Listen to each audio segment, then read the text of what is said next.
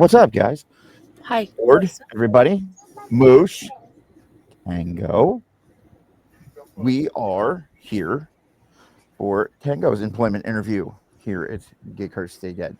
And Yay. fucking so we're gonna be doing a lot of these at some point. We have a lot scheduled. They'll get done. But we're here. It's spooky season. Tango's Tango. Moosh is Moosh. So how you guys enjoying the lovely month of October? It could be Oh, for colder. sure. Oh, it's getting good. It was like 36 this morning. Not here it wasn't. It It was was here, it like in the was. 50s. I like it in the 30s. It was like 36 this morning. Oh, that's beautiful weather. Yep. Well, everybody will get to experience it here in just a few weeks when we're all together. Hell yeah. Excited. It'll be my first ever in-person podcast. Oh my god. Are we Right doing now. it live? We should do it live. Yeah, we can. We've done other than Sweet. like 200 plus podcasts probably, and not once has ever been in person with anyone. Well, let's do it up. Yep. Hell yeah. So should be fun. But with that, we're gonna talk about haunt acting because that is Tango's preferred craft when she's not, keeping this place afloat over here. Trying. I barely even show up for work anymore. So literally, okay. So let's start with like, tell us like, what do you love about this part of the year? I like getting paid to scream at people. I save all of the rage until this time of the year. I tell people screaming at people. I scream and I fucking 7 in the morning. I scream my fucking head off over here all day. So Tis it's true. been pretty calm for the most part. Moose, what do you like about this part of the year since you're here?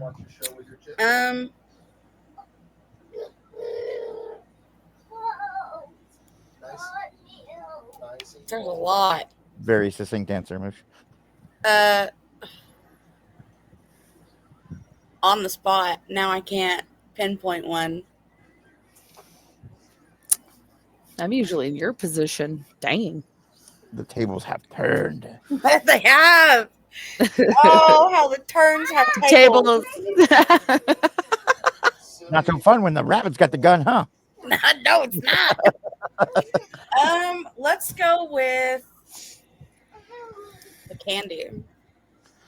Don't get Moose. Don't get in the back of that van. I know he's got candy. But come on. Listen. I'm Bad getting idea. in the van. Moose is getting in that van, getting in the van. 10 times. I have an Apple AirTag in her shoes at all times. It's okay.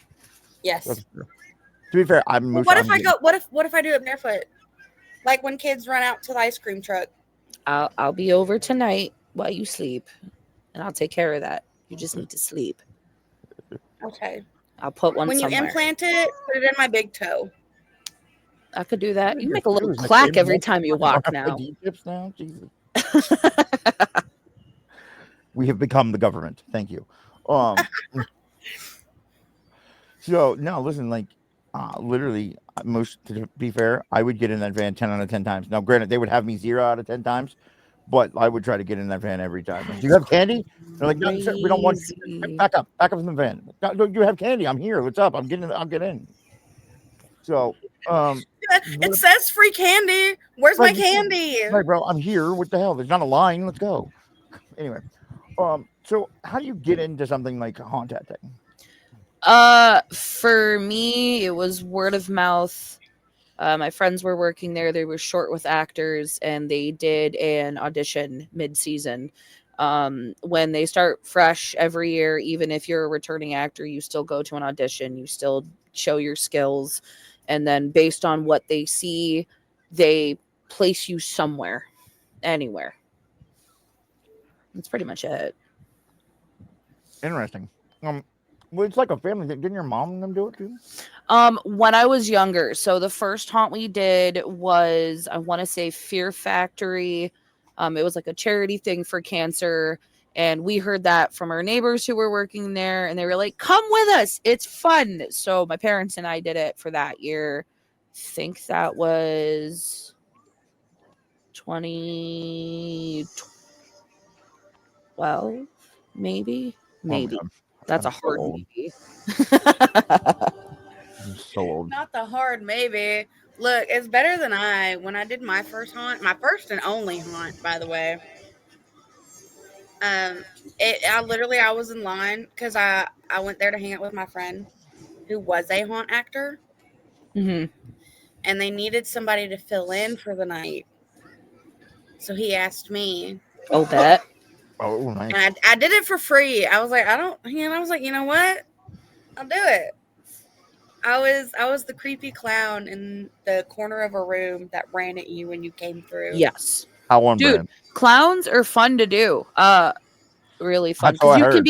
So I've you can heard. be like super unhinged and it's okay. Like the first year working at the most recent haunt that I was at for like 5 years, I would sit in the upside down room rocking back and forth just screaming, I'm not crazy, I'm clinically insane. And people would go, do you need a Xanny? Like, honey, do I need to give you a Molly or something? Are you good? Right, you need And a it's hug. like Look. it's like that's not even okay. Like, yeah, I think you guys might be worse than me in the unhingement. So you turn it up Hey a Did little yo, you, bit. did you ever take listen. anybody up? Were you like, yes, let me get some Xanax? What's going on? Oh yeah, It's been a rough I day, went motherfucker. Like, between I went between two positions that night, and it was doggy and missionary. Oh no, I'm just kidding. week but it was sitting on like a TV or a table and rocking back and forth and then running at people screaming, and then or it was I stand in the corner completely still, and every time they turned their back I moved Oh, see, and I yes, got closer. I love Like doing shit the like that angels to from people. Doctor Who. That one episode. Yes, the cemetery angels. Yep. Well, so, I mean, I so dabbed for somebody. what? I dabbed for somebody. How You They get were a like, lot Soldier of Boy? those. I was doing the one where I was like moving when they weren't looking, and they turned around, and I was like 2 feet away from them, like behind them, because I came out of freaking nowhere, man. And they turn Like a around, fire monkey. scream, and go, "Do a dab." So I just stood there and I stared at them, and then right as they turned to walk away, I dabbed. How Soldier Boy of you? You get I a know, lot of right? those requests, believe it or not. Yeah, A it lot of made them. it it helps them with their fear. It makes them give a false sense of security. I Yeah. personally, I'm just an old curmudgeon. I've only been in like 3 or 4 haunted houses in my life. They were okay. It was way too much money. I was in no point ever scared. Um, and I don't see the point in them. I see the point in your like. I see the point in your guys' part of it.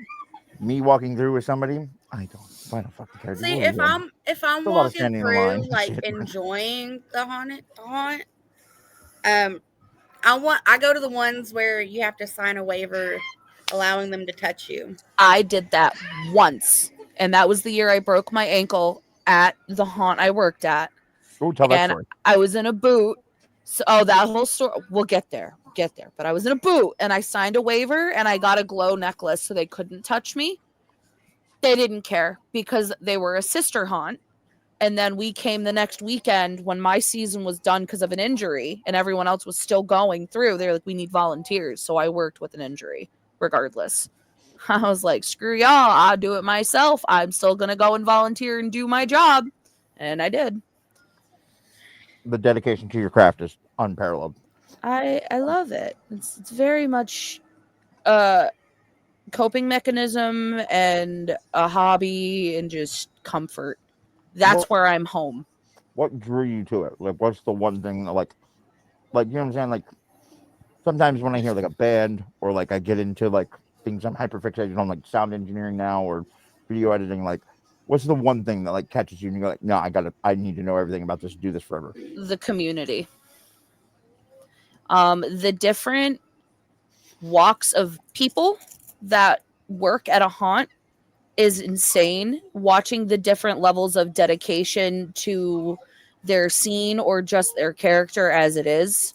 Some of them have even gotten so famous to be able to go to haunt conventions and be absolutely just like recognized by everybody. So it's the community that they build around it and how they try to build you up. It's harder for some females depending on what you're trying to get into. That's when it gets a little cutthroat. But ultimately, being an actor with other people with the same passion in it, they just all build you up. It's a family. I mean, it's cool because like I always wanted to do like movies and stuff or whatever, but I never wanted to act, so I never understood like that part of it. I think it's really cool. I guess. I mean, I guess doing anything like even bands like going on stage like is kind of acting in a way. You know what I'm saying? Like it is a performance. So like that sort of thing, and like I've been on stage with that, so I kind of get it. Like I just it seems very. I mean, I guess it's akin to just any type of headspace or whatever you go to where you can kind of escape, which seems like a healthy escape if you're, you know what I'm saying, even in the realm of being obsessed with it, it's not, narcotics or something. So like, Yeah, exactly. There's worse things I could be doing. 100%. Absolutely. So what? I'm sure there's some crazy shit that happens in those haunted houses. Everybody's got horror stories and stuff or whatever. And like, what are some of your favorite moments of like shit going wrong? Other than like, I mean, I guess we can get to you breaking. I'm sure breaking your foot or leg or was not fucking the best. Honestly, though, it was one of the better nights because. Well, we'll get to the good nights and after that. So, we have successfully popped someone's colostomy bag on the hayride. Oh no! We scared them so bad that literally scared the shit out of them. Literally, it was a other clown that I worked with that we did this together, and I called him Toodles. And we were on the hayride, and we boarded, and we scared people as we usually did because this was like beginning before COVID. And as they pulled away, we hear people screaming and gagging, and then someone goes, "You guys are so mean. You popped her colostomy bag." We laughed the whole rest of the night. It was great. I think Moose has a colostomy bag popping story too. Dude, what? No? I do not know. Why did I hear something about a colostomy bag in one of the stories you told before? The mouth. Not sure. I can run back the tape on that one. I have fucking. I made someone piss themselves and scared the literal shit out of my cat. But did somebody like when you work at the document job? Did somebody's colostomy bag pop? Something like that? Oh no! Those were the poop packages. Oh, okay. Or poop samples. Old poop samples. Yeah. Oh my lord. Okay, that's adjacent. That's colostomy bag adjacent. What's you got any more like really like just the upside down room throws people off, and the best people it throws off are the big, tall, brolicky, I'm a manly man and I ain't scared of shit. I resemble that comment. They usually come drunk or are drinking as they walk through, like they spike their apple ciders and shit. And it's the first step up into the room, and then just seeing one clown in the corner and a bookcase that moves and another one that's just as tall as them and bigger than them in their face, and watching them drop to the floor screaming like the smallest toddler I've ever heard in my life is the best. Love it.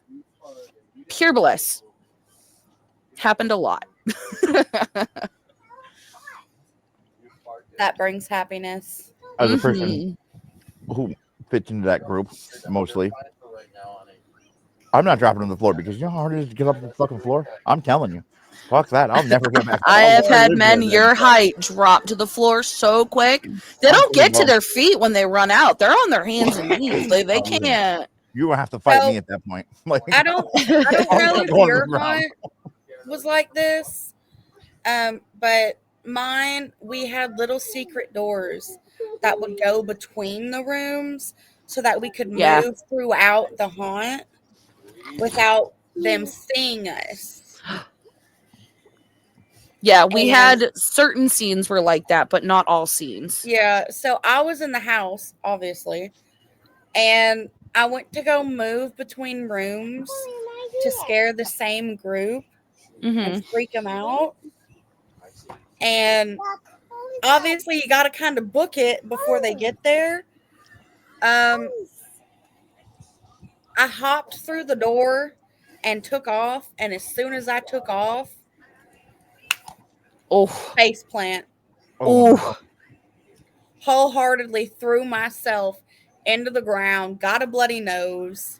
My gums were bleeding because my oh, dude, teeth just on the dirt. Good lord. that's the worst. That's no fun. And so I was in the next room. I looked the same, except I had blood running down my face. Helped me out in the long run, but I busted my face. Mm. My hairstylist was late. Sorry. It's okay. No better time than 17 She'll minutes get you in. coiffed. Yeah, yes. Freshly coiffed. So what are like? Give me some of the like magician's secrets behind the fucking. How do you guys do it? Like, because there's some places like here in Ohio, like that we have the haunted hoochie, but like it's legitimately like a lot of people know that shit in Ohio. It's the science of knowing how to almost in a sense crowd control. Conga lines are a huge thing for like trails. We don't get breaks. So there's people who try to blast through certain scenes. To have a cohesive running operation, we need to learn how to squeeze our bodies in the smallest spaces between customers without touching them. We need to know how to break groups apart, and deal with like the aggressive people. So that's one of the small magic tricks behind the scenes that no one really thinks about. um Everyone knows there's obviously special effects going on. There's the music and the speaker systems hiding somewhere. There's obviously some actors like on Hayride that'll be mic'd up so they can project better. Those aren't really top trade secrets. There's really nothing other than that, or like what Moosh was saying with the hidden doors that you can sneak through. No one thinks of that either. It's, oh, okay, I'm good. They're in a whole nother room. They're not coming after me. And then you turn around and you thought, but I'm right here. My favorite one. Okay, so between my room that I was in and the other room that I would pop up in, there was a giant zigzagging hallway with fences, and like fences in the corners with shit hanging from them, chains, sheets, whatever. And hidden inside of those jagged turns were screamers. Oh my God. I would have hated that So whole section. you would go from me stalking you through a dark TV room that had like eerie music in it to screamers, and then I would pop up back again in the room after it, Oh my God. right next to the entrance. That's a long, busy night rather than popping another actor in that room. So when you say screamers, what does that mean? Like, People people scream? who scream. So like most Jump of the time scares. they're deranged mental patients. Most of the time. You guys ever do the So screaming? like ours would stand in the corner and just Yes. melt, You ever heard your voice? scream. Well, yeah. Oh yeah. Gotta learn how to scream correctly. Yeah. I'm sure there's a lot of people that hurt their voices because like it's real Every easy. year. Every year. The only reason my voice sounds as great as it does is because becoming a mom, I kind of put that to the back burner. So I've been out of it for 2 years now. But first weekend in, opening night, midway through. But the science in my brain went, the worse I actually sound, the better I sound when I try to project that character. But then the job that I was working in customer service in a bakery, like I can't take phone calls, I can't talk to customers, so I wouldn't be able to work. I'd have to call out for my shifts, which sucked. It's like, yeah, I'm still getting paid to do the other job, but I'm not getting paid to do my actual job. So it was a choose your battles. So there was a lot of raw manuka honey jars in my bag at all times. All the time. And Jolly Ranchers. Those are some other tricks for like people who really want to get into it. Monster energy drinks, any energy drinks, a shit ton of honey, and a lot of Jolly Ranchers will get you through. Take vocal lessons.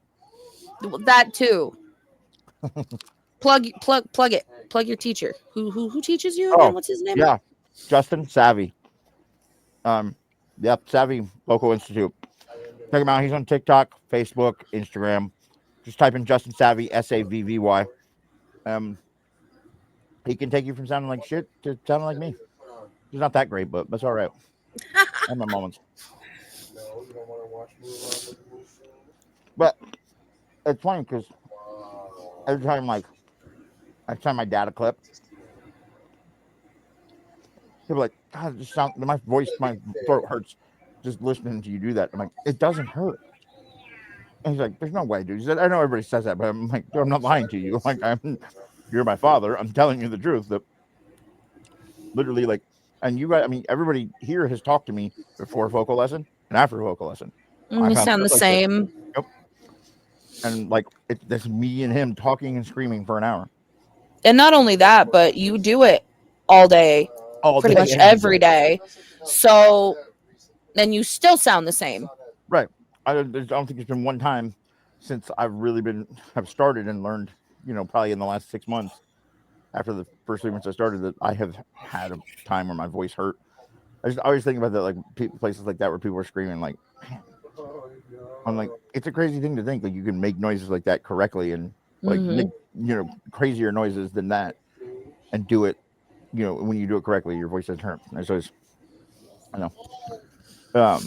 But so what are some of the good things that you have been through, like, which I think is crazy that you said, like, the night that I broke my foot's pretty good, all right? Like, I mean, I didn't cry.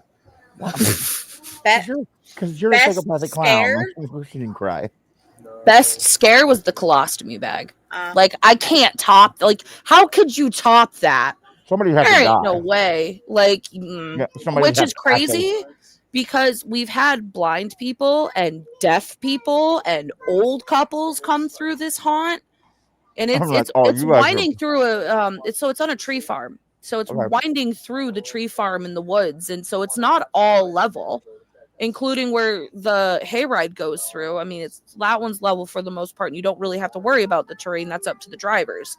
But walking through it, like, you have to go up a little, and then you start going down these, like, really long, not so steep stairs through this, like, winding hill just to get to the first scene.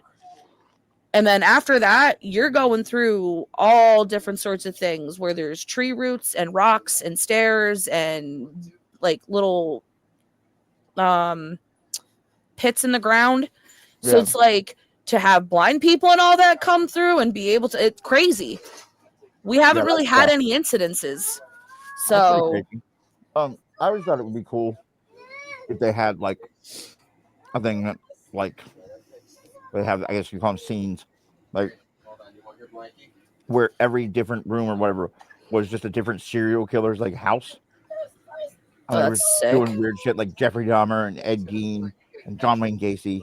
You know what I'm saying? Like, you're just like, you have all these, like, rooms just like John Wayne Gacy fucking in clown makeup in his, like, man cave, handcuffing people to the fucking bar. Like, you know what I'm saying? That sort of shit. That sort of shit I thought would be cool. So I agree. For whatever reason, this is going to sound so stupid. Certain haunts are totally against using familiar characters from any horror film or slasher films because they want to do something. I don't want to say original because, let's be honest, any sort of originality within this craft, like, I'm obviously not the first clown to ever clown, like, you're not. Hell no. It's over. No. For whatever reason, just people don't want to go and see familiar. They want to see the creativity that they can come up with. So, like our sister haunt, I've never seen it done before where they made it look like you only walk on one beam through the entire room. I mean, there's a floor, it's a drop floor, but there's a floor, but you can only put your feet on this one spot. It's safe to walk on the whole fucking thing, but the illusion, like, we That's don't pretty have cool. that at our haunt. That's dope. So to see the different things, they'd rather see that than, oh, look, it's I just Freddy. stuff like that Yeah. is pretty cool. I Like in know. places. I know on our haunts, the reason that they stray away from stuff like that is because they want it to seem real. Like, you're not walking in and seeing Freddy Krueger in the corner.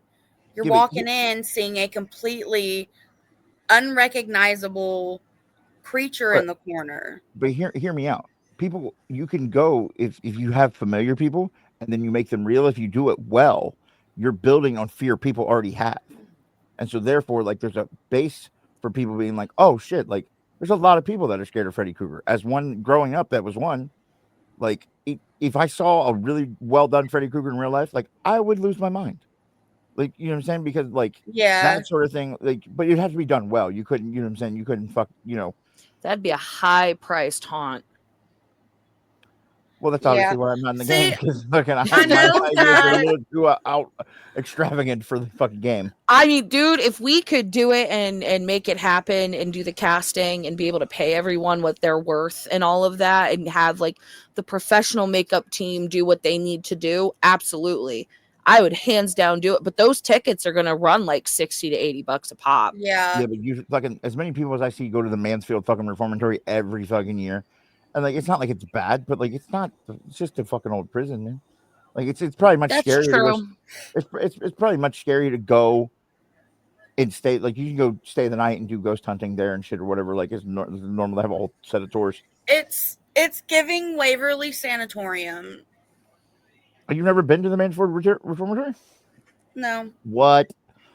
I went to the Waverly Sanatorium in Louisville. Mhm.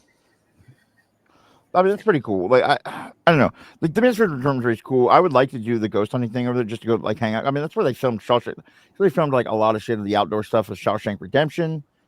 Like, all the stuff from that movie, like, the outside shots and stuff or whatever, are all that prison. And, like, you know what I'm saying? Like, it's right next to two regular, real prisons now. I And, think like, it's a sanatorium. literally, I'm gonna check my facts real quick. I believe you're correct because I know Twin Paranormal, I believe Twin Paranormal have been there. And if not, they Yes. should. It's Waverly Hills Sanatorium. Okay. right on. I just wanted to double check that I wasn't goofing it. I was like, wait a minute. I started doubting myself. Like, is that what it's called? Is it a sanatorium? So, how many haunts have you worked at, Tango? Technically 3. Technically. What's technically? I volunteered when I was younger at that one for the cancer. That was completely free. Okay. Then I volunteered at the sister haunt the year I broke my ankle, and then I worked for the one that paid me. Yeah, tell us the ankle story now. I was working It's been built on up. I was working on Hayride with 3 other clowns. I was the only female there, so I felt very left out every time they jumped off the platform, and I would just sit and scoot my butt off of it. So all the boys jumped off, and I decided I was going to do the same thing after the tractor had passed. And my foot went one way, and my leg went the other way, and I fell to the ground and scooted out of the way of the next tractor. And I told the boys I could not walk, so they thought I was joking, and I wasn't in tears or anything. Okay, that still call someone I can't walk. So they finally walkied someone and got me up to the tent, and all they did was wrap it and said I probably just rolled it. 'Twas not the case. So I told my friend Toodles to take me to the hospital. We were in full clown gear, costume, makeup. The only thing I didn't have were my contacts. And that was great because it was in the middle of one of the more non-safe cities in my state, Well, and which one is of a lot in Connecticut for some reason. the most ghetto hospital that I could have managed to get to. And I had a psych patient. She looked like a psych patient in my mind, and you got to be to run in your fucking gown ass out and ask for pictures of two strangers in their clown outfit for your son. Yeah, I think so. Yeah. So like it was a great night. Like I met a patient who ran in my room and asked for pictures, and we promoted the business. Like, hey, cool, whatever. But they took an X-rays, and I in fact did not roll it, but I had a fracture that was like 3/4 of the way through my bone. Nice. And that was my haunt season. I remember sitting in the bathroom, and my mom was cleaning my face for me because I refused, and all I kept saying was, "Don't take off my face. I won't have my face after tonight." Because just not having it on feels really weird to me, especially like this time of year. Once you're used to it, even after you take a shower and use all the micellar water on your face, I will still have blue on after I clean my face. It stains my face. I would have like the white spray paint still in my ears and in my hairline and stuff after a shower. Like those remnants, I enjoy those remnants throughout the whole month of October. So for her to have to sit there and scrub my face clean was like, no, thank you. That hurts. That's not happy for me. So that's the only part about that that really sucked. Honestly, breaking my ankle didn't suck that much because it didn't hurt. So I can't concur on that. I'm sorry. Lucky you. I'm Yeah, sorry. lucky you. Lucky you. So, like, as I understand, like, I guess, all the people like in this craft kind of like are like a bunch of people that like, if you have characters, you create a backstory for them inherently. That's like what people do if you come up with a character most of the time. Like, people have weird backstories. What's Tango's story? Tango wasn't always Tango. Her Well, name I need was the whole fucking timeline. her name was Schizo, and that was at the original haunt before Tango was even a clown.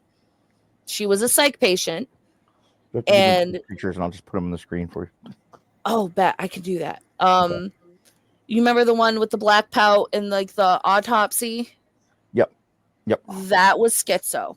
That is where it started. And then we did the clown with the tearaway face, and I stuck with it. Oh, that's the And latex tearaway face. yeah, well, mine wasn't latex. Mom's was. So mine just looked like it's painted. It made me sad because I wanted latex. I was 13, so I didn't really have the grasp of what to do with her.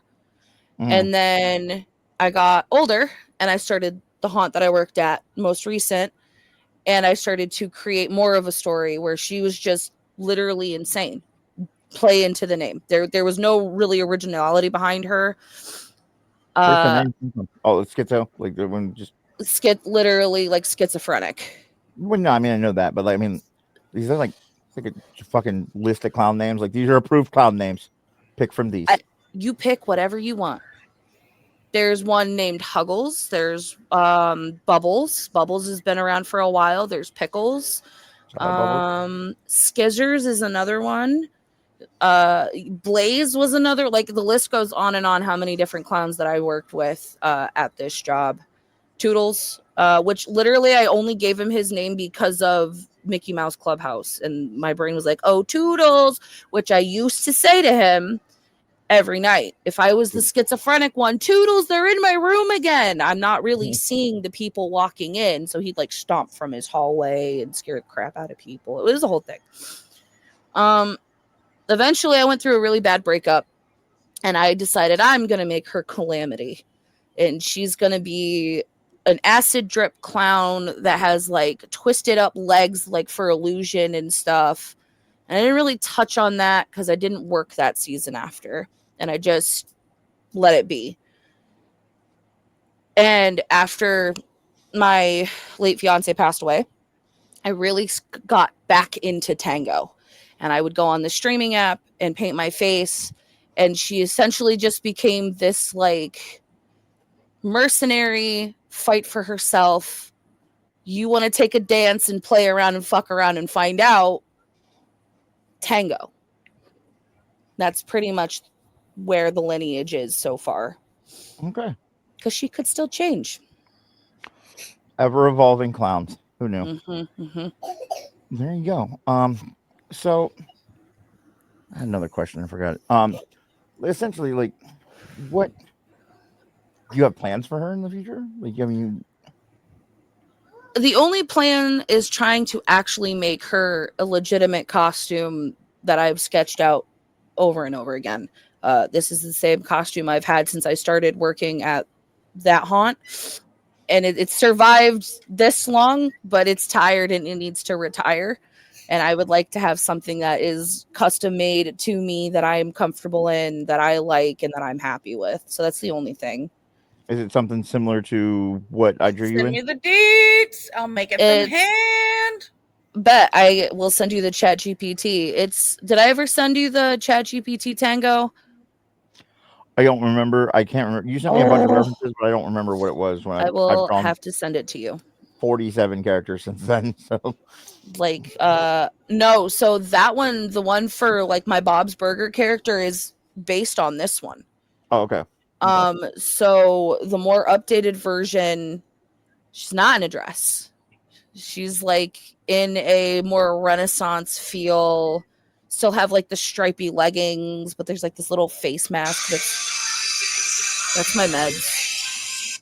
I don't want to take those right now. I will in a minute. You're gonna forget. The crazy clown's got to take her meds.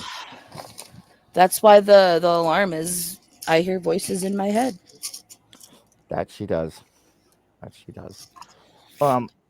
So, do you plan on going back to work at the haunts, or like is this because now that you have a little one, and I would like to next year.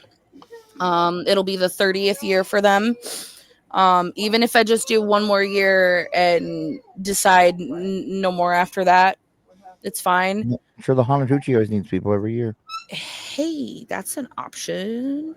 The hardest part about doing the haunt and being a full-time student with a part-time job and a full-time mom is juggling all of that and not burning yourself out.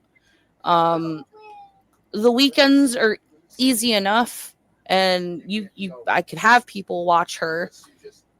But at the end of a long night, I like to come home and just see her. And those nights run until like 2, 3 in the morning. Right. So to have someone stay up that late to come pick me up, then come back home, she's going to be awake. It's no sense to like disturb that. That's also why I need my license, because, then I wouldn't have to worry about that. All the goals you're working towards. Driving at night is scary. I love you guys. My thing is calling to me. All right, and I'm Moshi. falling asleep. Well, You go sleep. sleep, Mosh. Love you. Love you. See you, Moshi. Dada has to change her diaper. So, You are okay, not gonna go to bed like, with a semi-wet then diaper. what? I don't know. I'm trying to think. Like, what kind of do you have other plans, like creative ideas you can do with this clown going forward, or? Not that I've readily thought about, but I'm sure there's plenty of things that I could do and kind of, I don't want to say copy and paste, but mold her into different. Okay, wrestling. That's probably the only thing I've done with her is make her into a wrestling character and like have a before character of what she was turning into the next phase. What? No. So like she starts as Sinister in the island, because that's like the trial thing or the storyline they have in 25 for the bloodline. Mm-hmm. And then she goes through NXT Mutiny and comes out through the other side as Tango. So it's not as in depth, but it's just like she starts here and then goes here and then now she's here. So, I mean, is there any like content type things you can do to kind of like engage that sort of thing, and then expand upon it, while essentially leveling your creativity and getting that out, kind of thing, and like it doesn't have to things you can do year round essentially. I probably could. That's more of a commitment and wanting to push that boundary to see how far I could go. And it's not something I really thought about. I've always sat with the I'm comfortable here. Um, it takes a lot to reframe the character, at least for me. I don't know how it is for any other actors that have done that, or for instance, anyone who started as one and they put so much time into it and then they get changed into something else. You're like, well, now I'm a whole different thing and I need to start from scratch. Yeah, I mean, I guess it just like I mean, I think characters do evolve and stuff. Whatever. I think furthering that storyline or making it more in depth and like I have found personally in like creating content with a character, like the way it kind of evolves and the way it starts, like it evolves into something more, and like it's at least inherently fun for what I have done, given the short films and stuff or whatever that I've been doing. So like that sort of thing, like I just didn't know if that was like something you had thought about or wanted to do, or like you know, There was an option. One of the clowns, Bubbles, I guess he knew a guy and they were doing some short film. And we talked about it was Schizo at the time being in it. And I was like, I'm so down. But as everyone, hopefully by this point, knows since I've joined, I don't like being on camera as much. This will probably be like once in a blue that you guys will see me on. But it would have been fun to do, and I probably would have really enjoyed it, but it never happened. I mean, you view it because like when I do the stuff that I do, like it doesn't. I try to make it not feel like me as much as I can. Which I mean, most all main characters that I've ever written have all been based loosely and not so loosely on me too. You know what I'm saying? So like they all inherently have parts of me, but like I think it's good to do that sort of thing. And like I just didn't know like I mean I think it's especially since you're wearing face paint, like I think it's kind of like a way to separate yourself from it and like Yes and no. So I feel most authentic this way when right. I can be whatever, but at the same time, even without the face paint and going to my normal 9 to 5 and having the different hats I can wear, I'm still a clown. I mean, I just don't have the face paint on. It's just a different kind of clown. I'm everyone's jackass at that point. It's just Take your not as authentic because I can't like yuck it up. be unhinged. Yeah. I like yucking things up sometimes, you know? Well, I don't want to yuck your yum. I'm just saying like um like I don't know, like I don't know. I guess it's an interesting thought to think of that, like because like I don't know if you what I mean, like I wondered like I think it'd be cool to see that kind of transformation. You could like even to present that sort of storyline to like how essentially you like the Harley Quinn backstory kind of where it's like you literally start out in the content as you as Jenna, and then you know what I'm saying, like you kind of evolve into that whole thing, and in small pieces of content. I think I mean it'd be good because then I mean at least it's like I think it'd be a cool idea at least to do that sort of thing and watch the evolution and like that. I've found at least in recording, just especially like a lot of stuff I do, everything I've done in those films is just me. You know what I'm saying? Mm-hmm. And like I've done all of it, so like in recording that like and stuff where it doesn't feel as much as like being in front of the camera. I mean, obviously, I don't have a problem being in front of the camera a lot of times, but like even listening, like like when I because of the effects and stuff that are on my voice and stuff in it, like I hate my voice, but like I like it when it has all those effects on it and it sounds Mm-hmm. cool. You know what I'm saying? That sort of thing where like it helps me separate it. So like in doing that, like is a lot is I'm not good at putting out content. Like I do the podcast stuff, but I'm not obviously good at putting out content, as you have known because you handle putting out the content. So like in that, like it has at least helped me produce content where like the problem before it was like, oh, I have to produce it on the spot and like I'm not good at putting it in or putting it out because I don't Yeah, Oh, for giving big hugs. I love you. Go back. Go back on. Yeah, I have black on my mouth.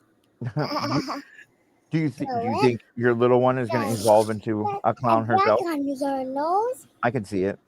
Part of me wants to be like, I hope so, but at the same time, I'm like, Kind of want her to be her own lady. I wonder what goblin she'd pick. She might Like get my goblin was just a clown goblin. I don't know. She might. She's a special gremlin in herself.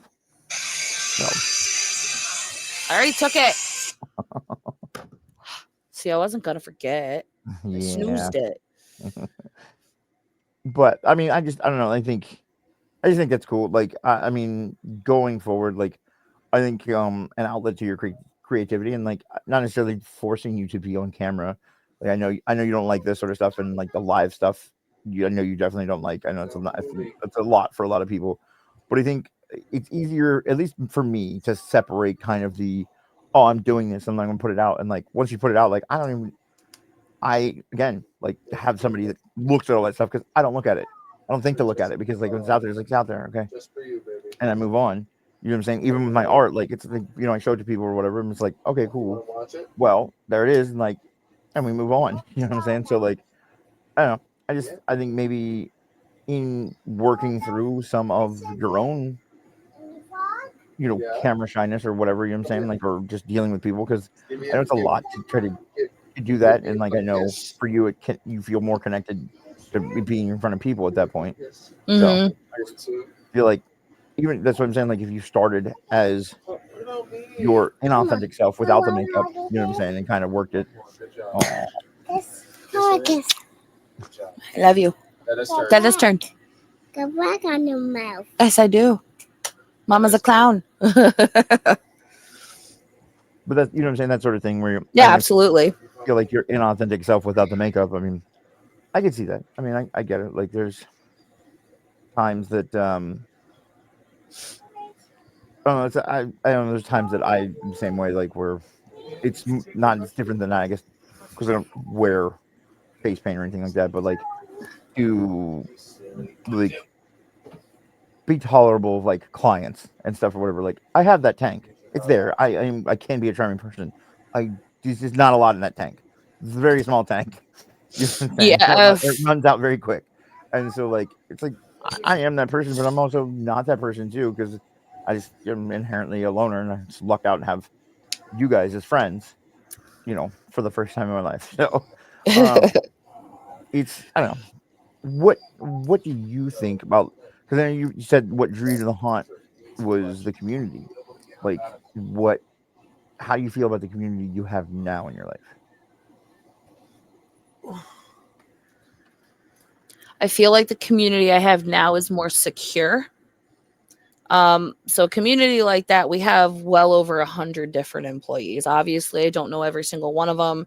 There's your cliques and all of that. You stay with your scene for the most part. You connect with some of the odd nun or melon head or whatever characters we have. But melon heads are a great story. Whenever you guys ever come to Connecticut, I will drive you up to the haunt and drive you down the Melon Head Road. Absolutely. And we'll do it at night because apparently course. that's when they come out. I gotta see But this. this community that I have with you guys, like on the podcast, it's tighter. It's a lot tighter. It's a lot more interconnected. We are all friends with each other, but we also all have our own bonds outside of that with one another individually. And you don't really get that more readily in a big community like on a haunt. Right, yeah. That makes sense. So I mean what was the question I guess? Keep forgetting these questions. Literally in that like what sort of things like I know like you say it's tighter and stuff whatever like what because they're like being on a podcast is obviously out of the side of the realm of all the stuff everybody pretty much in our group like other than like me but it wasn't even last you know 14 months ago, like I never podcasted either. You know what I'm saying? So like Mm. what made you come here? How you end up here of all places? Like we're a very weird amalgamation of people. So like how do you A very special person of my uh in my life had met you Mhm. and hyped up everything and how laxed everyone was, and the lack of drama from everything else that I know, from social media and streaming and stuff. So I kind of poked my nose around, and I would sit backstage and be a little goblin and type in chat. And it was just everyone being welcoming, regardless I was on the screen or not, talking or not, with my actual voice or just typing. I was accepted. So just that alone helped me come around and actually want to offer to help and be around. I know that I have care from you guys just as much as I care about you. Um, so it's definitely an even give and take, and there's accountability from everybody. So it was more enticing. well good. I'm glad I could entice you. Um um how what other like sort of the horror related things are you into? I mean, like I know you're into clowns, obviously. It would be weird if you weren't. Uh, but I mean, like, what other sort of things are you into? I mean, I know I run a channel that's very horror themed and whatnot or whatever, but like, it doesn't go much deeper than that. It's just an art style at this point for me. But like, um what sort of things are you into? Music, although I've kind of strayed from the musician path after high school. I didn't really stick with it like I should have. I pretty much listen to anything and everything that will catch my ear, even if it's garbage to someone else. Hmm, If it makes my tippy toes happy, that's all I care about. Um, that's fair. Gaming, but it's more of a specific set of games. I'm really weird with that. So for the longest time, the only game franchise that I would play at all was Kingdom Hearts. And at the time, there was only 1 and 2 for the PS2, and then there's the ones for the handhelds and whatnot. And then it upgraded to the only Final Fantasy game that I liked was Dirge of Cerberus, so it stayed there forever. So it was just those games, and then slowly got bigger, and now the obsession is Call of Duty, Fallout 4, BioShock, that kind of thing. I don't know why the switch up happened from something like Kingdom Hearts, which is That's a very very drastic convoluted. switch. Yeah, that's I don't know. I did something there, and I made the right choice though, because at least Oh, these games are absolutely. not nearly as confusing as the storyline for Kingdom Hearts. Never played Kingdom Hearts, so I wouldn't know. But like, I've heard about it, I guess. But I agree that Fallout and the Fallout series and the Bioshock series are so top tier. I mean, Bioshock Infinite might be my favorite game. So like, Hands down. yeah, it's so literally. Um, well, I mean, that's good. Like, what? So how do you balance the fact of your regular inauthentic self in Jenna and this creative part of you in Tango, your authentic self? How do you balance those two things I and let that out? don't. I don't. They kind of all just blend, and some things will bubble over and explode, where other things will just stay in a box. And then they kind of take turns, or sometimes I'll simultaneously just go.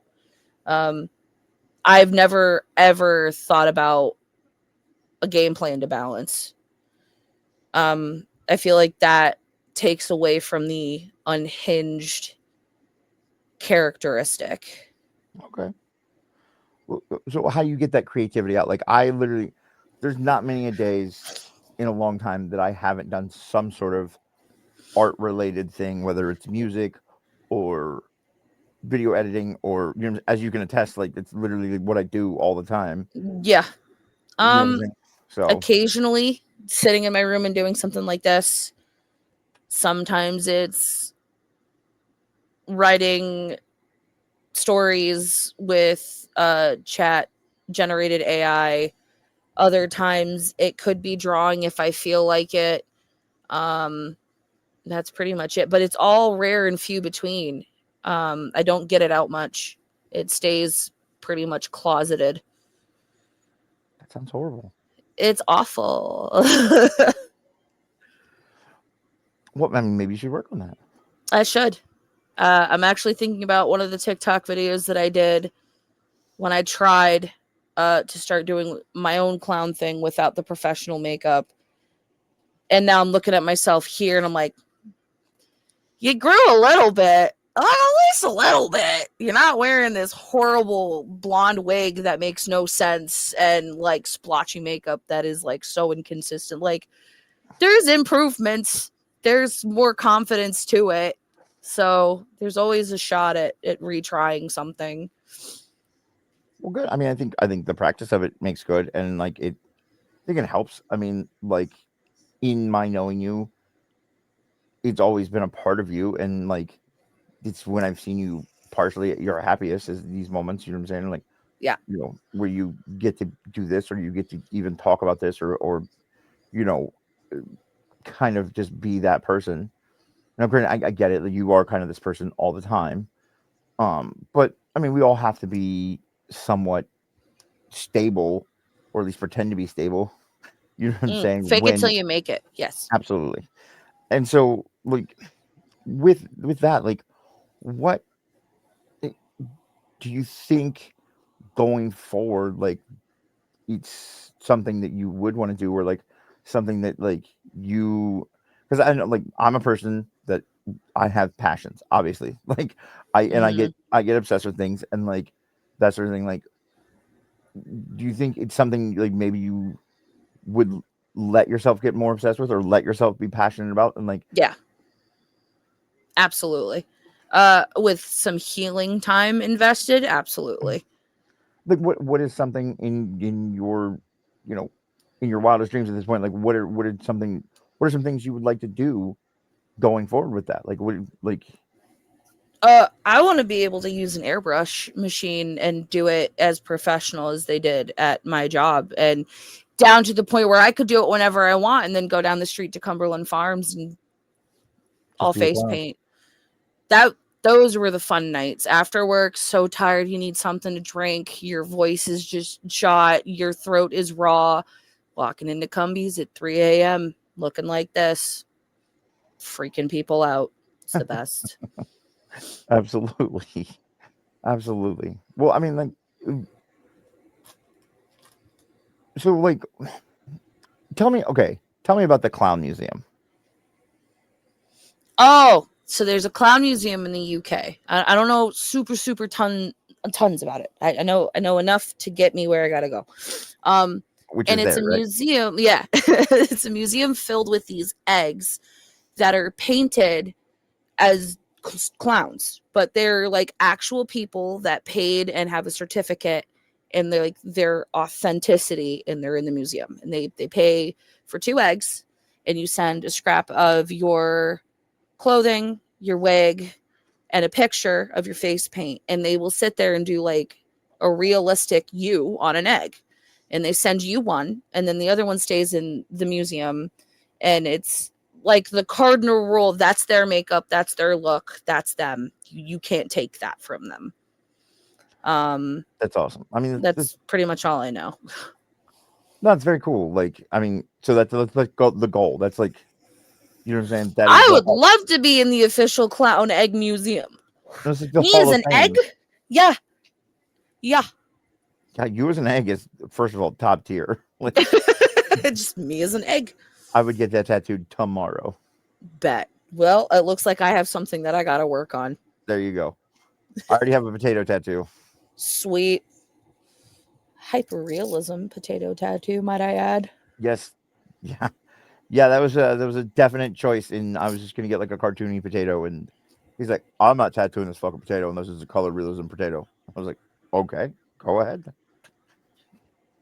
I'll rock with it. I Yeah, love when tattoo artists do that. Dude, you want to make that shit? Go for it. I'm game. I just look, want to get tattooed.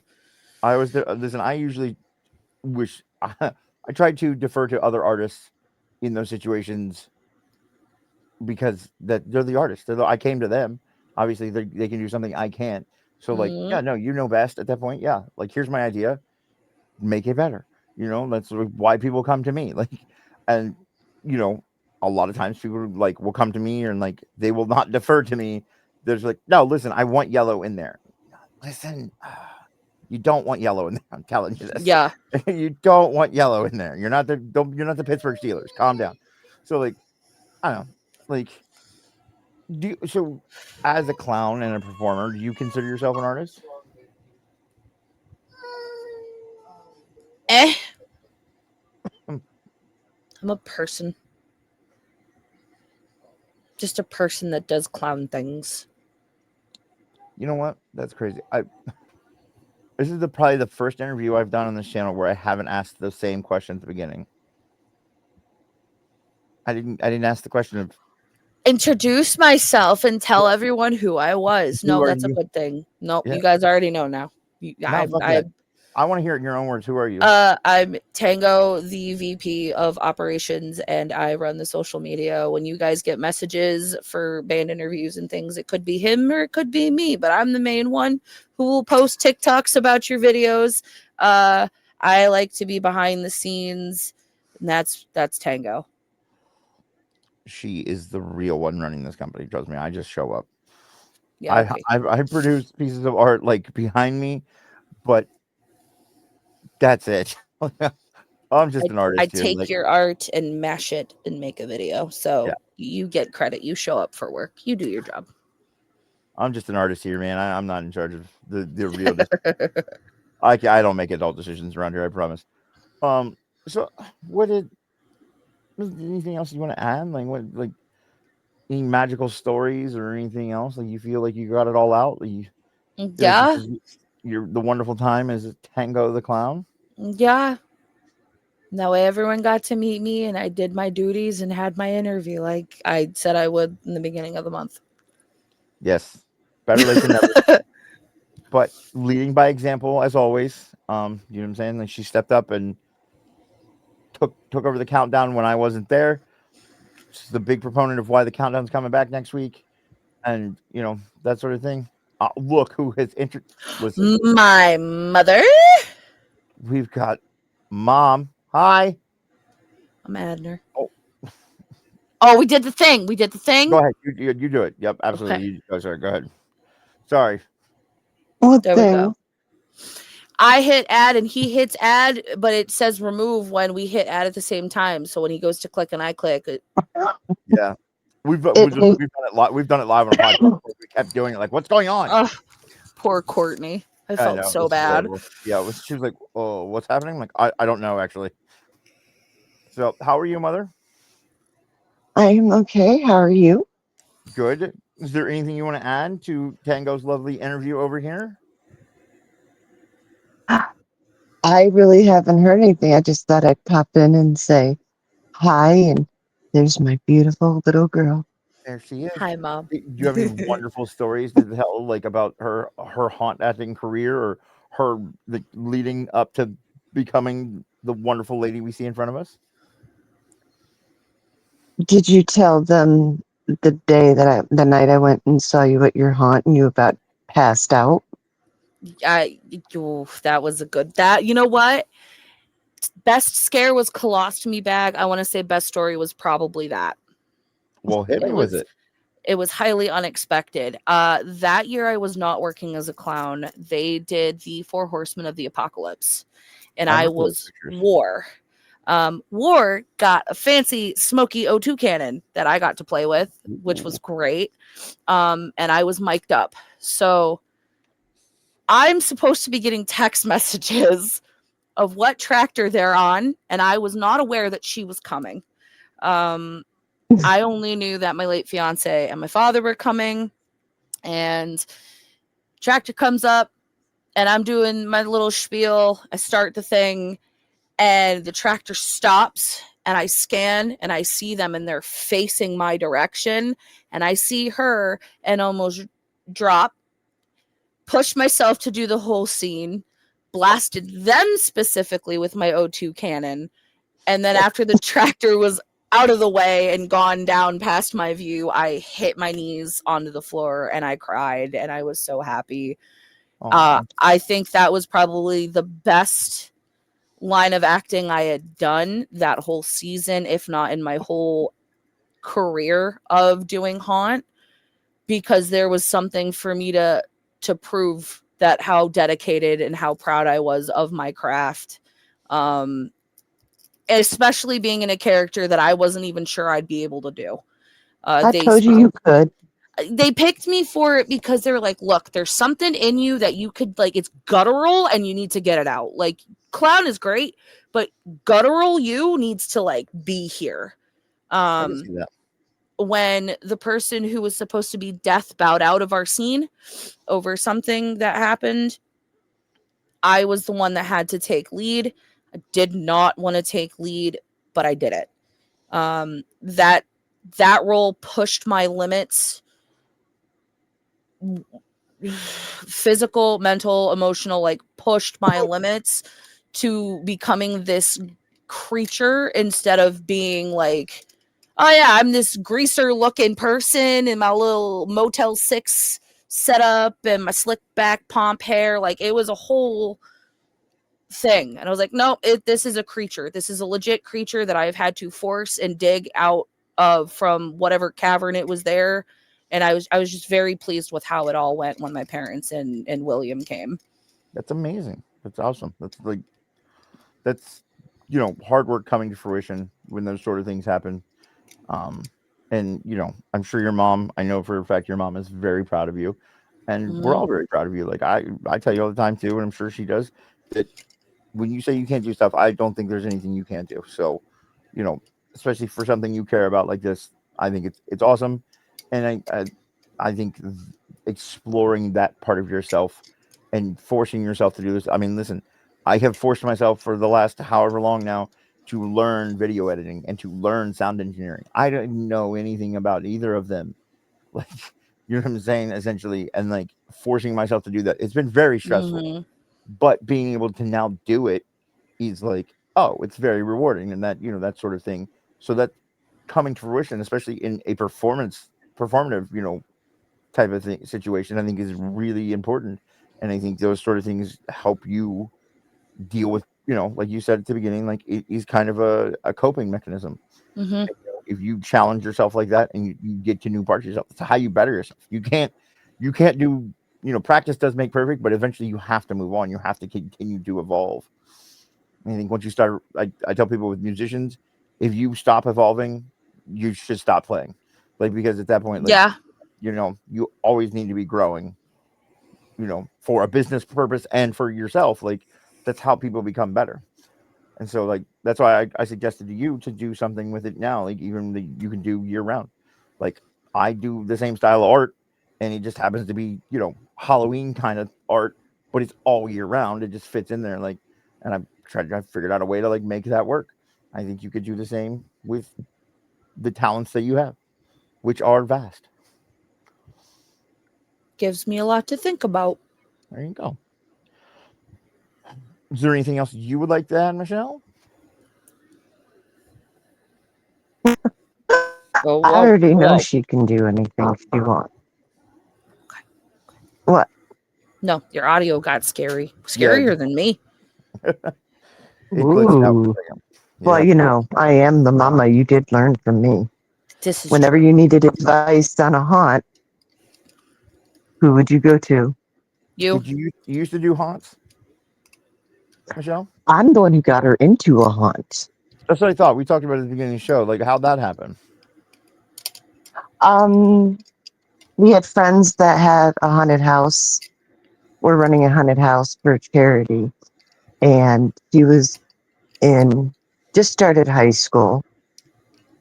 Was a menace back then, and I was like, okay. It's much more of a So to calculated. keep her, yeah, to keep her interested in something, I guess, that I knew she could do and she would enjoy, I was like, yeah, we'll go do it. That's good. I So, mean, I think it's a totally. I think it's a healthy outlet. You know what I'm saying? There's much worse things she could be doing these days, especially Yeah. in this day and age. At growing up at that age, like you know, growing up in the the early 2000s and the the during the opiate pandemic and all that stuff, or epidemic, what I'm saying, like that sort of thing. Like, there's worse things she could be doing, and so like, she's not doing narcotics and she's not running around being a menace. She's much more of a calculated menace now. Yes. Well, It's I always said that if I only had to worry about getting her hair, makeup, and clothes, then I'm doing damn good. absolutely. I think she turned out wonderful. You know what I'm saying? Like, she's super talented. She's the Took a reason we're lot of work. today. Now, listen, I'm sure it did. I have no doubt that shaping that person that she is was a battle from what I've heard. But I think all those things were very necessary to make her the wonderful person she is today. And, you know, clown or Yeah. not, I'm sure every clown goes through their era of being just a menace. Probably. It comes Yeah, with the but territory. you had a mom that was no bullshit either. That was the difference. A lot of what I've noticed from at least the haunt I worked at with the clowns that I worked with, our backstories are not exactly similar, but there are pretty fucked up things that have happened. And not a lot of parents have given as much of a crap about it as mine, specifically my mother. Um, and they kind of just fall through the cracks and then they spiral. And that's why they let them sometimes stay as clowns in certain haunts, because it fits. There's a reason it fits. And if there's a reason it fits that well, it's not a good fit. It Right. shouldn't be. So I guess there is a balance there too. Like, yeah, you need to be unhinged, but like also you have to have some sort of anchor to reality. And I think that Yeah. anchor is probably your mother. You know what I'm saying? And Yeah. I think that's a good thing to have. And she obviously cares very deeply for you, and I think she's very proud of you. So, any other really cool stories? Nope. No, Michelle? The day that I get a phone call, I broke my ankle. We did tell the We broken ankle talked story. about the ankle story. That was one we brought up for sure from the beginning. I do have a cute little clown tattoo on that ankle because that year Yep. when we did the cast party after, I was really hoping that my counterpart Toodles and I were getting the duo clown award for Hayride. Unfortunately, we did not. Our two other castmates did. So to give myself an award, I had all of the haunt actors sign my cast boot thing. It's just like a plastic boot, so I have it somewhere still signed. And then I got a little clown flash art tattoo on December Friday the 13th. And his name is Monty, and I love my Monty. There you go. That's wonderful. Like, wow, that's really awesome. And so wait, there's clown awards. My haunt does awards for everything. That's fucking wild. So best screamer, most dedicated. We have different clown ones, some for specific scenes. It's just like an appreciation thing. So if they notice, like, we have whole families do it, where there's like a mom, a dad, a brother, and a sister, and they all did it. They made an award specifically for them. There's two brothers that have been working at the haunt for a very long time, and they're very dedicated. So one year there was an award for them, specifically just them. Did you ever win any awards? No, I think Yes, you did. I did that's not. Me as your mommy. Yeah, that's as bad as Shawshank not getting the fucking picture. The picture. That's crazy. But consolation prize. Did you have your mother? I do. So she is a wonderful lady. Mhm. And I'm glad to have both of you guys around. Other than that, yeah, I don't have any more questions. Do you have any questions, Michelle? No, Okay. I mean, I remember when you started the haunt, when you the first year you were a clown, and you had to get the backstory, and then you had to do the audition, and then you had to do all of this stuff, and then you were chosen, and then you became the ringmaster. within one night. Your mom has mentioned the Within- ringmaster a few times. with one night. She loved it. So again, I started in the upside down room, night one, screaming those things. They could hear me from outside the funhouse. And the girl who was doing the ringmaster, she's really big into cosplay. Don't remember her name off the top of my head, but I adore her and I thank her greatly for pushing that confidence. And the next night, before I knew it, I was sitting in the ringmaster post in the ringmaster costume, with her sitting on one of, like, the carny games that they have, like, all set up and it's deteriorated and stuff. And she would sit there and in between customers when she would like talk me through it and coach me. And by day 2 or 3 of doing it, I didn't need the help anymore. But that is when my voice was the worst. Well, I can imagine. But outside of that, like in the outside area, the lights flicker and they do different carnival colors and then they go white. So I would buy like spiral contacts and I would sit there and like perch on the seat. And I wore these really heavy black combat boots that were my mom's. And I would, when the lights would blink and they would walk just a little bit past, like pretty much still perpendicular to me, I would swing my legs out and let them hit the wood of the pallet underneath me as hard as I could. That scared a lot of people. I wouldn't have to use my voice those nights. If I didn't want to, then I didn't. So that role was very versatile, whether I was acting like a mannequin or just being a pop-out scare, even if they saw me before I did anything. I did like that role a lot. It's awesome, but Michelle, like, since you've been there for her whole kind of arc at this point, how much has she changed from the first haunt to now?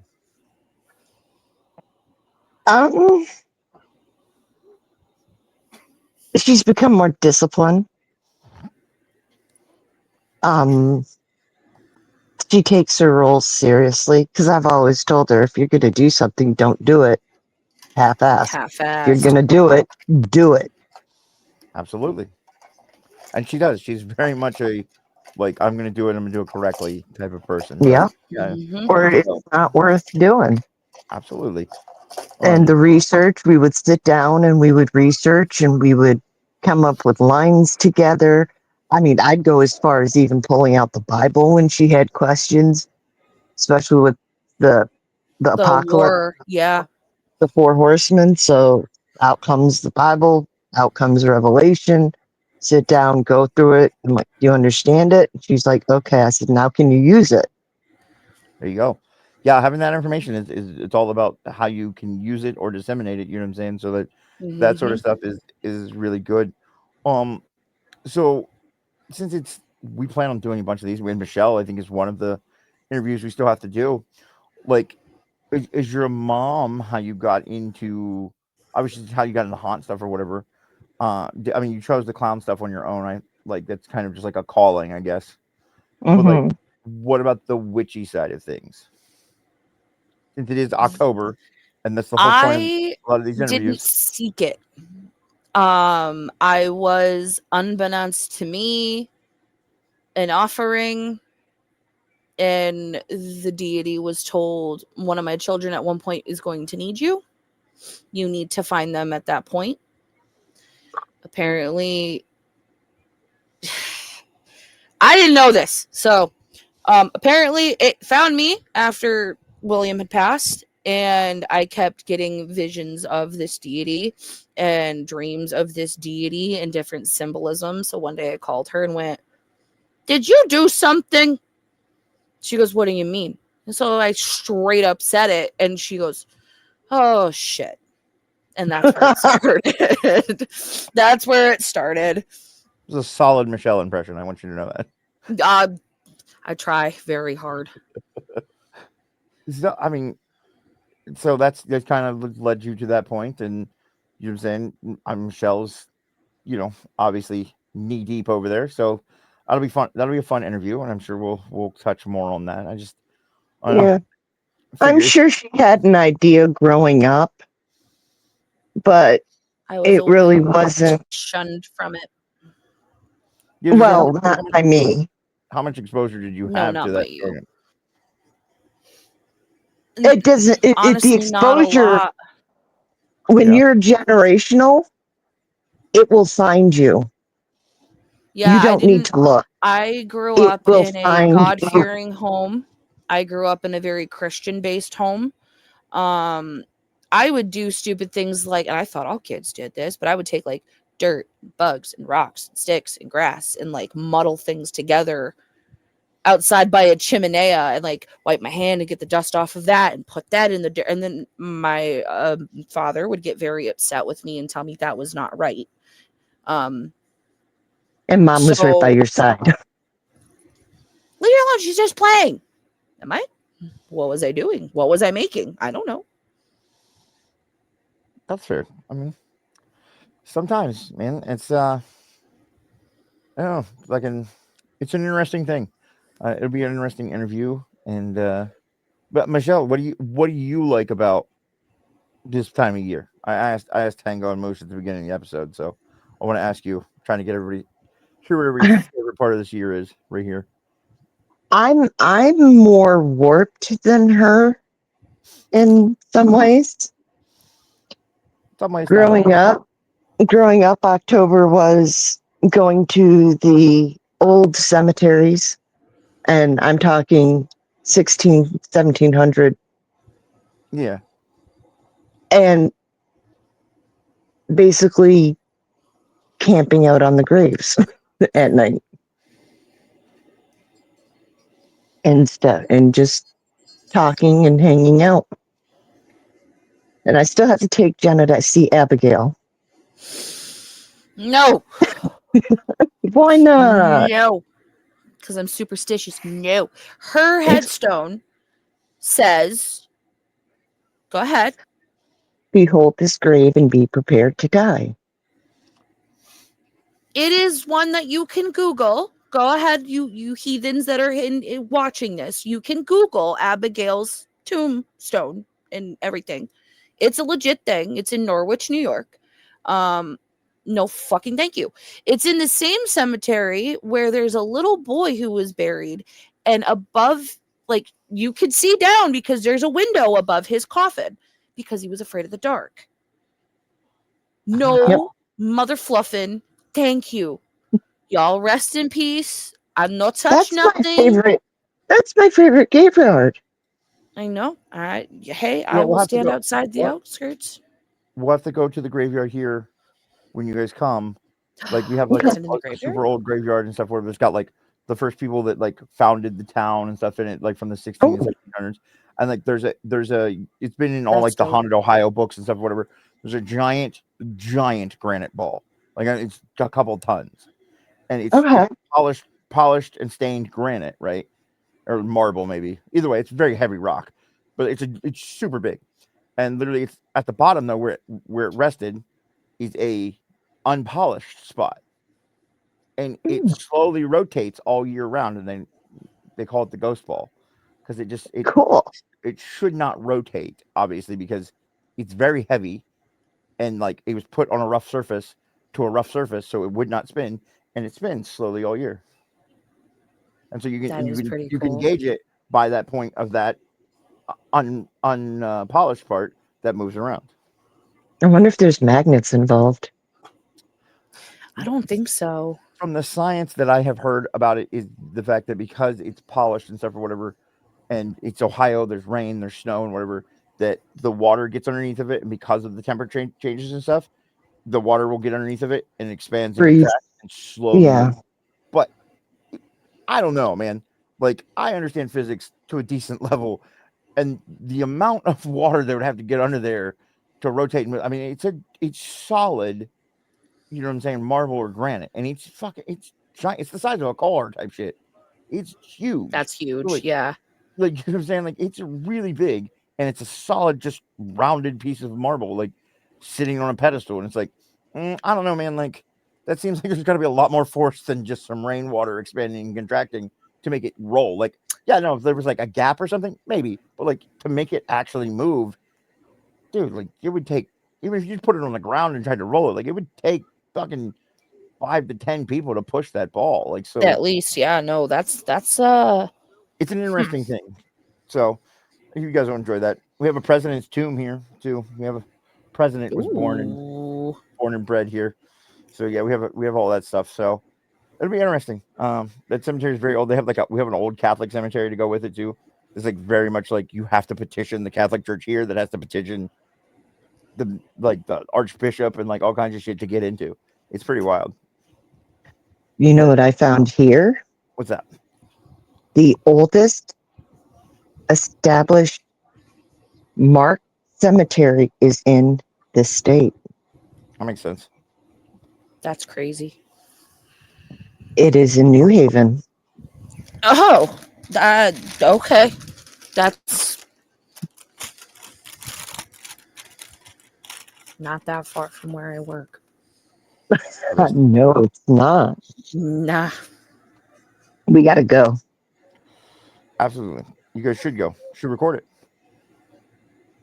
Look Michelle, at her. She's like, no, Yeah, I'm good on that. I'm good. Do you agree, Michelle, that Tango should take this character and try to do something else with it, like going forward, even if she's not doing haunt stuff, doing content or doing some sort of thing where she can let that creativity out and further the character? Of course. She said Of she never course thought I of it. do. Yep. Yeah, right. Mm-mm. Well, I hope to see more of the face painted clown that we know and love here. You know what I'm saying? And I hope you do further the character some more. Um, especially if you feel it's your authentic self. I would love to see more of that. We'll So, see what the next few weeks bring. don't worry, I'll bug her about it, everybody. It's gonna happen. Oh my god. I will facilitate it in some way, shape, or form. But I'll send Tony the old pictures. He's already You're seen them. all of them? Yeah, we went including on the a whole one from photo the tour, other like, haunt. yeah, we Okay. went through a whole photo tour last night. Yeah, last night. Yeah. Mm. So, I just in unknown preparation for this show, we did all the backstory last night. Yeah, I came home and just went, let's just do it. Might as well get it out of the way. So,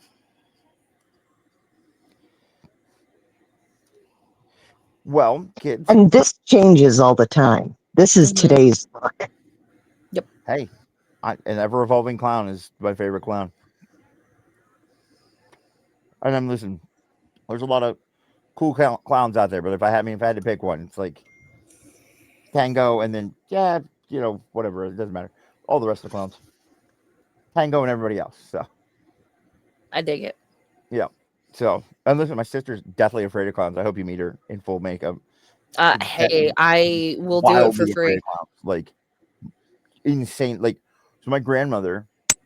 You'll come here. I'll show you. In my grandmother's bedroom, she has all these old like ceramic masks. Masks. Yeah, I mean they're all like Harlequin masks. and stuff or whatever. She's got a whole collection of them just on the wall, staring down at you as you fucking sleep on all four I walls. love it. Like I'm Yes. telling you, like as a kid walking in that room, you're like, oh my fucking god, this is nightmare fuel. Like this is nightmare fuel. Like the room's always very dark. It's always very strange. Like I love my grandmother. My grandmother's one of those women that like you don't think is into that sort of stuff, and then like all of a sudden like she's got like old books around the house with shit underlined in them, and you know, and you're like, what are you doing, woman? Like she's we had a family Bible that I was scared to death of because we had it. It was like one of the family Bibles from like the 1700s. It was like this thick, and it was like the whole outside of it was like gilded silver, and on the front of it had a picture of the crucifixion, like. Oh, yeah, It's no. I'd be scared of that like, too. relief. And literally, it's set in the. So we used to live in this old house that was part of the Underground Railroad here in Marion, right? So like, it was a weird old house. It still gives me the creeps, that house. But like, I used to play in the basement, which I don't know why is the scariest part of that house. Like when we got there was like a cage hanging from the basement ceiling. Like it was weird, like a wood cage. It was very odd. That And is like kind of odd, yeah. like so I played in one room and it was separated, and we had like the old coal furnace and stuff in the other room, and like an old bathroom, and it was a very weird setup. And the washer and dryer. And on a table in that room, just in the corner, sat this fucking book that, like, I saw Evil Dead as a child, and like that, like I just would play down there, and I'm just looking there in that book, like I'd be playing with like a ball or something, and roll in the other room, like, nope, not today, Satan, sorry. Like, it was just frightening. Like, and my mom was like, that was a Bible, and I'm like, dude, that was the scariest Bible ever. And apparently, it's in the Delaware County Historical Society on display. But like, it was an old like family Bible where like literally you open it up and it's got the family lineage all the way back. Cause like Wow. some of my on my grandmother's side, like they're all Eastern Stars and part of the Daughters of the American Revolution and all that stuff or whatever. So like the like my great great grandmother, my great great grandmother was head of the Eastern Stars, which is the sister organization to the Masons.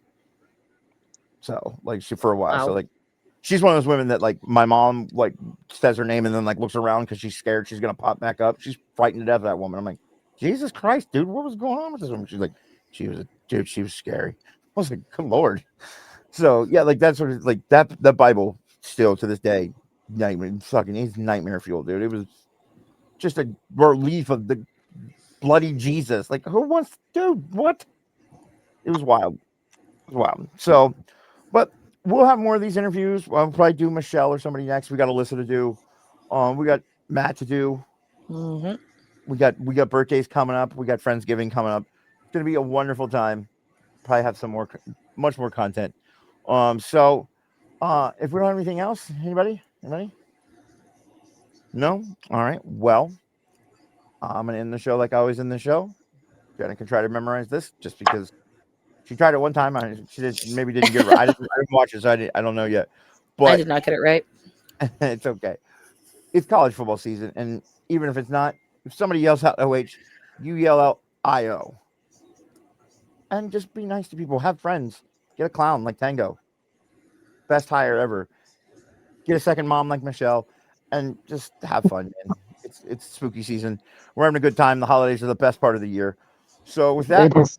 we'll have a cursed day, kids, and we will see you next time.